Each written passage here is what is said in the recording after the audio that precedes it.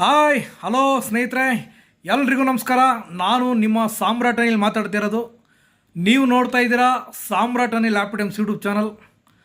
ಯಾರು ನನ್ನ ಚಾನಲ್ಗೆ ಹೊಸಬ್ರಾಗಿದ್ದರೆ ದಯವಿಟ್ಟು ಸಬ್ಸ್ಕ್ರೈಬ್ ಮಾಡ್ಕೊಳ್ಳೋದಂತೂ ಮರಿಬೇಡಿ. ಸಬ್ಸ್ಕ್ರೈಬ್ ಮಾಡಿಕೊಂಡು ನನ್ನ ಚಾನಲ್ನ ನೋಡ್ತಾ ಇರಿ, ಎಂಜಾಯ್ ಮಾಡ್ತಾ ಇರಿ ಅಂತ ಹೇಳ್ತಾ ಇವತ್ತಿನ ಕಾನ್ಸೆಪ್ಟ್ ವಿಷಯ ಇದ್ರ ಬಗ್ಗೆ ಮಾತಾಡೋಣ ಸ್ನೇಹಿತರೆ.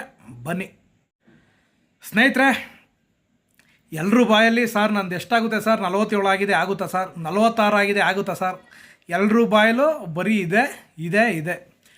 KSRTC DCOMC ಹೊಡೆದಿರುವಂಥ ಅಭ್ಯರ್ಥಿಗಳು ಬಾಯಲ್ಲೆಲ್ಲ ಸರ್ ನಂದಾಗುತ್ತಾ ಎಷ್ಟೊತ್ತಿಗೆ ಕಟ್ಟಾಗಿ ಬಿಡ್ತಾರೋ, ಎಷ್ಟೊತ್ತಿಗೆ ಲೀಸ್ಟ್ ಬಿಡ್ತಾರೋ, ಎಷ್ಟೊತ್ತಿಗೆ ನಾವು ಸೆಲೆಕ್ಷನ್ ಆಯ್ತೀವೋ ಅಂತ ಪ್ರತಿಯೊಬ್ಬರು ಹಸಿದ ಹುಲಿಯಂತೆ ಕಾಯ್ತಾ ಕುಳಿತಿದ್ದೀರ ಸ್ನೇಹಿತರೆ.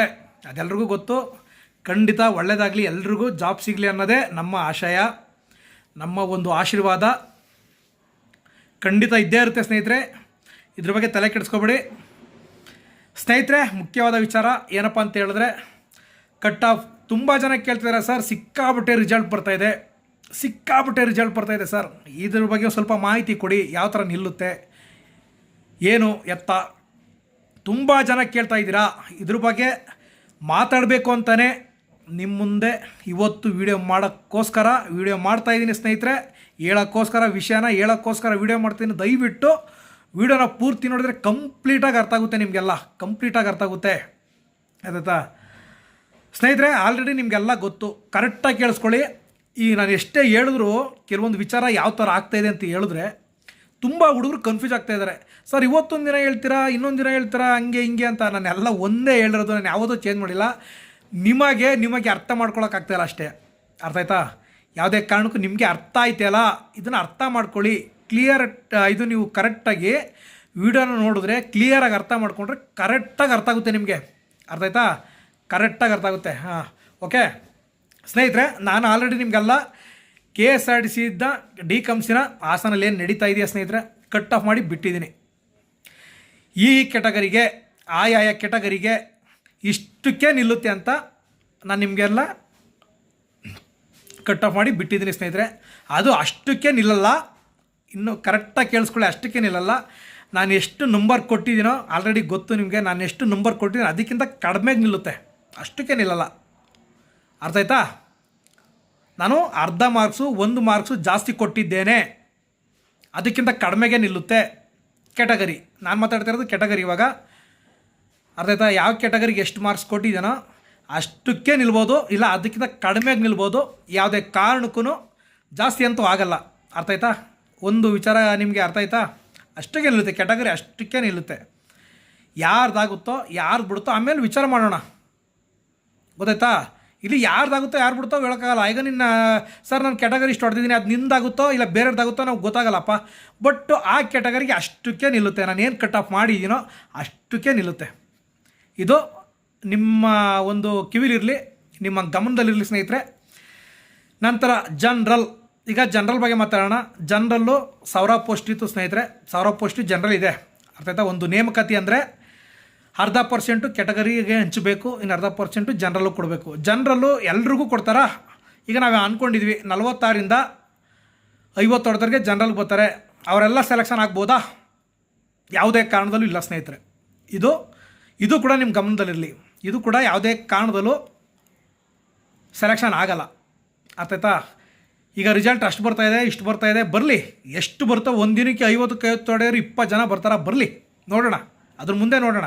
ನಾನು ಹೇಳ್ತೀನಿ ಅದ್ರ ಬಗ್ಗೆ, ಅರ್ಥ ಆಯ್ತಾ ಸ್ನೇಹಿತರೆ. ಇವಾಗ ಜನರಲ್ಲು 1000 ಪೋಸ್ಟ್ ಬೇಕು, ಅದರಲ್ಲೂ ಕೂಡ ಮೈನಸ್ ಎಷ್ಟಾಗಿದೆ ಗೊತ್ತಾ ನಿಮಗೆ.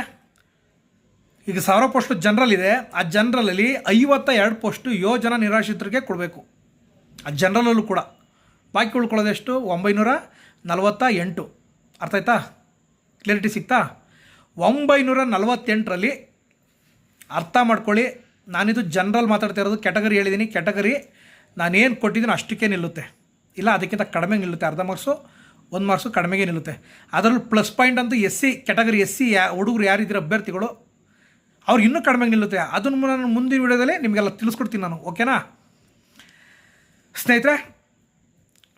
ಇವಾಗ 46ರಿಂದ ನಾನು ಜನರಲ್ ಮಾತಾಡ್ತಿದ್ದೀನಿ ಅಲ್ವಾ. ಈಗ 46 ನಿಲ್ಲುತ್ತೆ ಅಂತ ಹೇಳಿದ್ರೆ 46ರಿಂದ 50 ಹೊಡೆದವ್ರಿಗೆಲ್ಲ ಜಾಬ್ ಆಗಲ್ಲ, ಇದು ಸತ್ಯನೇ. ಇದನ್ನು ನೀವು ಒಪ್ಕೊಳ್ಳೇಬೇಕು. ಕೆಲವರು ವಿರೋಧ ಮಾಡ್ಬೋದು ನನ್ನ, ಏನು ಸರ್ ನೀವು 46 ಮೇಲೆ ಹೊಡೆದವ್ರಿಗೆಲ್ಲ ಜಾಬ್ ಆಗುತ್ತೆ ಅಂತ ಹೇಳಿದರೆ ಇವಾಗ ಏನು ಹಿಂಗೆ ಹೇಳ್ತಾ ಇದ್ದೀರಾ? 100% ಹೇಳೋಕ್ಕಿಂತ 90% ಆಗುತ್ತೆ. 46ರಿಂದ ಯಾರ್ಯಾರು ಹೊಡೆದಿದ್ದೀರಾ ಜನರಲ್ಲು 90% ಆಗುತ್ತೆ. 10-15% ಅಲ್ಲೂ ಕೂಡ ಡೇಟ್ ಆಫ್ ಬರ್ತ್ ಮೇಲೆ ಕೆಲಸ ಕಳ್ಕೊಳ್ಳುವಂಥ ಚಾನ್ಸ್ ಇದೆ. ಕೆಲಸ ಕಳ್ಕೊಳ್ಳಲ್ಲ, ಆ ಒಂದು ಲೀಸ್ಟಿಂದ ಹೊರಗೆ ಬರುವಂಥ ಚಾನ್ಸ್ ಇದೆ. ಅಂದರೆ ತೆಗೆದಾಕ್ತಾರೆ ಆ ಲೀಸ್ಟಿಂದ. ಅಲ್ಲೂ ಕೂಡ ನಿಮಗೆ ಕೆಲಸ ಆಗೋದು ಡೌಟ್ ಇದೆ. ಒಂದು 15% ಜನಕ್ಕೆ ಯಾವ ಥರ ಅಂತ ಹೇಳ್ತೀನಿ ಅದನ್ನು ಕೂಡ. ಸ್ನೇಹಿತರೆ, ಈಗ ಜನರಲ್ಲಿ ಏನು 1000 ಪೋಸ್ಟ್, ಅದರಲ್ಲಿ 52 ಪೋಸ್ಟು ಯೋಜನೆ ನಿರಾಶ್ರಿತರಿಗೆ ಕೊಡಬೇಕು. ಅದು ಎಲ್ಲ ಕ್ಯಾಟಗರಿ ಇರೋದ್ರಿಂದ ಖಂಡಿತ ಅದನ್ನು ಫಿಲ್ ಆಗೇ ಆಗುತ್ತಾರೆ. ಅದು ಯೋಜನೆ ನಿರಾಶ್ರಿತರಿಗೆ ಈ ಸಲ 26 ಮಾರ್ಕ್ಸ್ ಇದ್ರೂ ಖಂಡಿತ ಎಲ್ರಿಗೂ ಕೆಲಸ ಆಗೋ ಚಾನ್ಸಸ್ ಇದೆ. ನೀವು 26 ಇದ್ದರೂ ಕೂಡ, ಯಾವುದೇ ಕ್ಯಾಟಗರಿ ಆಗಿರಲಿ 26 ಇದ್ದರೂ ಕೂಡ ಕೆಲಸ ಆಗೋ ಚಾನ್ಸಸ್ ಇದೆ. ಅರ್ಥ ಆಯ್ತಾ ನಿಮಗೆಲ್ಲ? ಯಾರ್ಯಾರು PDP ಹಾಕಿದ್ದೀರಾ, PDP ಅಂತ ಹೇಳಿದ್ರೆ ಸ್ನೇಹಿತರೆ ಗೊತ್ತಲ್ಲ, ಯೋಜನೆ ನಿರಾಶ್ರಿತ ಯಾರ್ಯಾರು PDP ಹಾಕಿದ್ದೀರಾ ಅವ್ರಿಗೆ 26 ಇದ್ದರೂ ಕೂಡ ಕೆಲಸ ಆಗೋ ಚಾನ್ಸಸ್ ಇದೆ. ಅರ್ಥ ಆಯ್ತಾ? ಇನ್ನು ಇದು ಜನರಲ್ ಉಳ್ಕೊಳ್ಳೋದು ಎಷ್ಟು? 948 ಪೋಸ್ಟು. ಅದರಲ್ಲಿ ಏನಾದರೂ ಮಾಜಿ ಸೈನಿಕರಿದ್ದರೆ ಅವ್ರಿಗೂ ರಿಸರ್ವೇಷನ್ ಕೊಡಬೇಕು. ಅರ್ಥ ಆಯ್ತಾ? ಮಾಜಿ ಸೈನಿಕರಿಗೂ ತುಂಬ ಇದೆ. ಅವ್ರಿಗೂ ಕೂಡ 25 ಮಾರ್ಕ್ಸ್ ಇದ್ರೂ ಕೂಡ 25-26 ಮಾರ್ಕ್ಸ್ ಇದ್ರೂ ಕೂಡ ಕೆಲಸ ಕೊಡಲೇಬೇಕು. ಮಹಿಳೆಯರು ಏನಾದರೂ 26 ಮಾರ್ಕ್ಸ್ ತೆಗೆದಿದ್ರೆ ಕ್ಯಾಟಗರಿಲೇ ಬರಲ್ಲ ಬಿಡಿ, ಅವರು ಕ್ಯಾಟಗರಿಲೇ ಬರಲ್ಲ.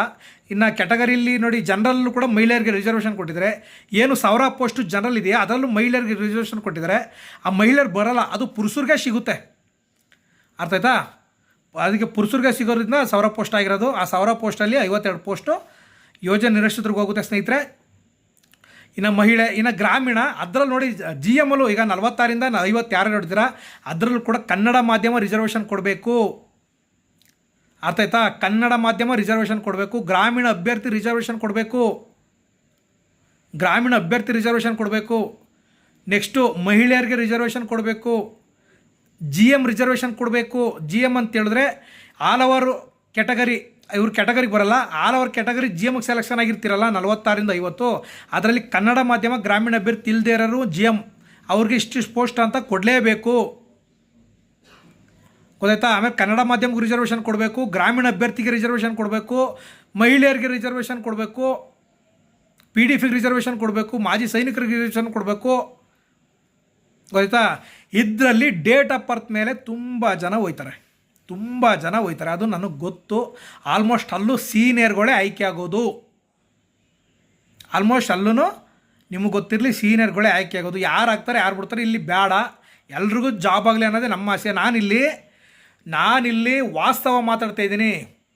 ಅರ್ಥ ಆಯ್ತಾ? ನಿಮಗೆಲ್ಲ ಹೇಳ್ತಿರೋದು ನಾನೇನು ಇಲ್ಲಿ ವಾಸ್ತವ ಇದೆಯೋ ಏನು ನೇಮಕಾತಿ ನಡೆಸ್ರೆ ಆ ಪ್ರೊಸೆಸ್ನ ಹೇಳ್ತಿದ್ದೀನಿ. ಕರೆಕ್ಟಾಗಿ ತಿಳ್ಕೊಂಡು ಮಾತಾಡ್ತಾ ಇರೋದು ನಿಮ್ಮ ಹತ್ರ. ಈಗ 46 ಹೊಡೆದಾರೆಲ್ಲ 47ರಿಂದ 50 ಹೊಡೆದವ್ರಿಗೆಲ್ಲ ಜಾಬ್ ಆಗಲ್ಲ, ಎಲ್ರಿಗೂ ಜಾಬ್ ಆಗಲ್ಲ. ಇದೇ ಸತ್ಯ, ಇದೇ ವಾಸ್ತವ ಸ್ನೇಹಿತರೆ. ಇದನ್ನು ನಂಬ್ಕೊಳ್ಳಿ, ಅಕ್ಸೆಪ್ಟ್ ಮಾಡಿ ನಿಮ್ಗೆಲ್ರಿಗೂ ಜಾಬ್ ಆಗುತ್ತೆ. ಯಾರು ಜಾಬ್ ಆಗಲ್ವೋ ಅದು ಅವರ ದುರದೃಷ್ಟ ಅಂತ ಹೇಳ್ಬೋದು. ಅರ್ಥ? ತುಂಬ ಜನ ಕೈ ಬಿಟ್ಟು ಹೋಗ್ತಾರೆ, ಒಬ್ರಿಬ್ರಲ್ಲ, ತುಂಬ ಜನ ಹೋಯ್ತಾರೆ. ತುಂಬ ಜನ ಹೇಳೋಕ್ಕಾಗ್ದರೆ ಎಷ್ಟು. ಅರ್ಥ ಆಯ್ತಾ? ಇದೇ ಸತ್ಯ, ಇದೇ ವಾಸ್ತವ. ನೀವು ನಂಬಂಗಿದ್ರೆ ನಂಬಿ, ಬಿಟ್ಟರೆ ಬಿಡಿ. ಇಲ್ಲ ಸರ್ 47 ಮೇಲೆ ಹೊಡೆದವ್ರಿಗೆಲ್ಲ ಜಾಬ್ ಆಗುತ್ತೆ ಅನ್ನೋದು ನಿಮ್ಮ ತಪ್ಪು ಕಲ್ಪನೆ ಅಂತ ಹೇಳೋಕ್ಕೆ ಇಷ್ಟಪಡ್ತೀನಿ ಸ್ನೇಹಿತರೆ. ಎಲ್ರಿಗೂ ಒಳ್ಳೆದಾಗಲಿ. ನಮ್ಮ ಉದ್ದೇಶ, ನಮ್ಮ ಆಶಯ ಎಲ್ರಿಗೂ ಜಾಬ್ ಆಗಬೇಕು. 25 ಮೇಲೆ ಹೊಡೆದವ್ರಿಗೆಲ್ಲ ಜಾಬ್ ಆಗಬೇಕು ಅನ್ನೋದೇ ನಮ್ಮ ಕಲ್ಪನೆ. ಬಟ್ ನಾನಿಲ್ಲಿ ವಾಸ್ತವ ಮಾತಾಡ್ತಿದ್ದೀನಿ, ನಿಮಗೆ ಗಮನಕ್ಕೆ ತರ್ತಿದ್ದೀನಿ, ನೇಮಕಾತಿ ಪ್ರೋಸೆಸ್ ಹೇಳ್ತಾ ಇದ್ದೀನಿ ಅಷ್ಟೇ.